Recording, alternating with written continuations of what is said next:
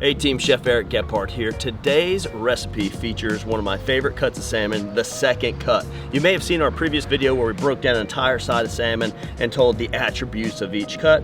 Well today, the second cut, all right? Even thickness throughout, great fat to flesh ratio. I wanna do kind of a quick fire with you, right? One of my favorite dishes to do in front of a big crowd. Let's get into the action. While our grill's coming to temperature, we're trying to stabilize at like 450 degrees. I want to take my Premier 8-inch Kiritsuke and do a little vegetable prep. So Boc Choy. Notice how we've got fibrous, I don't want to get rid of those end pieces, but we have fibrous bits down here on the bottom. Those are going to obviously take longer to cook than the leafy parts. So I'm going to keep those separated on my board and kind of just, not really a chiffonade, but run through a little bit with a knife, and those two are done and separated. I love this knife for its rocker, okay? It's got an aggressive point, sharp blade here. Really nice for cutting these peppers too. Just take the bottom off and the top off, and they like to slide into the side and kind of just pop out that seed pod. And that way you don't have a bunch of seeds on your cutting board. We'll just set that there, there, and there. Now check this out. If you stack in 3 even pieces, we're able to get some quick kind of semi-even rough chop julienne there. That'll work.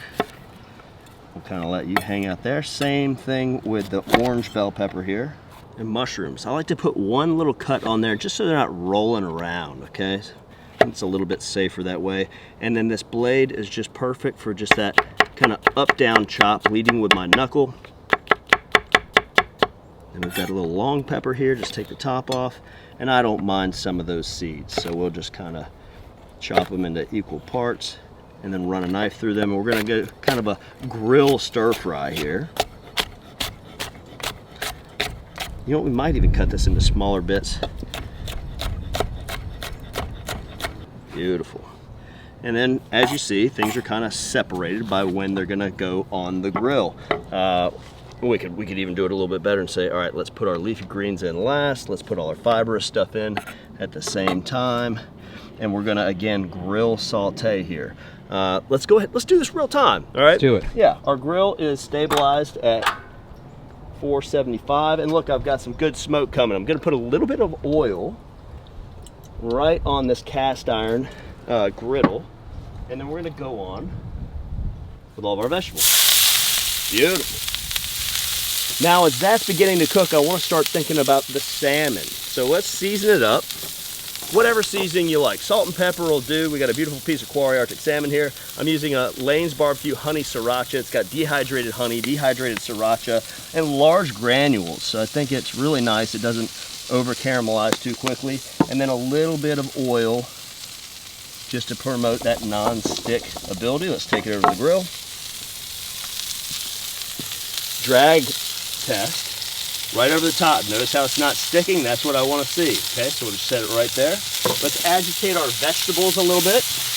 Make sure we have even cooking. I'm dragging everything away from the edge. Oh yeah. Let's go ahead and season the skin side of that fish. Flip it over and close the dome. Beautiful. Yeah, we want to close that dome so that we can use our fuel source as our secret ingredient. That charcoal is going to have that of the grill flavor. It's beautiful stuff. Oh yeah. Now's the time to add our peppers and our greenery. Stunning. Go ahead and mix it on in. Here comes our greens. And if we wanted to, if that fish were thicker or it was a halibut or something like that, we could even take this fish and put it on top and let it grill steam. So that's a fun idea we can do there. Let's go ahead and get a little sauce on this. Today we're going to be using a gochujang, and I'll supply you with that recipe. We made this earlier. And I just want a little bit on the vegetables and certainly a little on that fish. But it's got those gingers, those garlics, those scallions, a little maple syrup for caramelization, a little yuzu rice wine vinegar. Big, bold, caramelizing flavors right there. It's just a nest of deliciousness. We're almost there, all right? Now time for the finale. The reason I love doing this for large crowds, we get to play with a little flambe action, okay? Whenever you're doing this, you need to make sure you have a flame. We're gonna pour on and away. So just right over the top of the fish, little vegetables, and away. Beautiful. Look at those sizzles, look at those residual sugars caramelizing. And that's a finisher right there, okay? We're looking for those residual sugars to reduce, get caramelly. I want those oak notes, those hickory notes, those vanilla notes, those caramel notes to finish on the edges of the vegetable and certainly on that fish. Beautiful things are happening right now. Let's go ahead and plate up. All right, so as we're taking this off, we're thinking plate presentation. Crisp up that skin a little bit. But look at this. Look at all that caramel on the outside, not over caramelized. We're gonna kind of pinch and start piling in the back of the plate.